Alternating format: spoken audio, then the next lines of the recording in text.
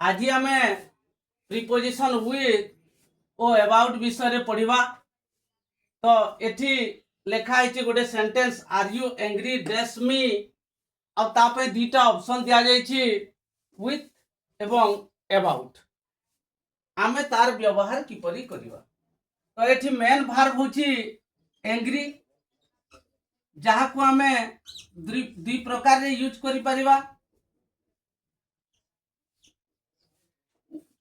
With रो प्रयोग करि परिवा किमा आमे अबाउट रो प्रयोग करि परिवा। तो विथ रो प्रयोग केमती करिवा जदि सेंटेंस रे कोनोसी व्यक्ति विषय रे कहा जाई थाए आमे सेठारे विथ रो प्रयोग करिवा। आउ जदि सेंटेंस रे किछि जिंस विषय रे कहा जाई थाए ताहले आमे सेठी अबाउट रो यूज करिवा। एठी लेखा है are you angry dash me me अर्थ मते। तो एठी व्यक्ति विषय रे कहा जाइतिबा जोगु आमे एठारे विथ रो प्रयोग करिवा are you angry with me.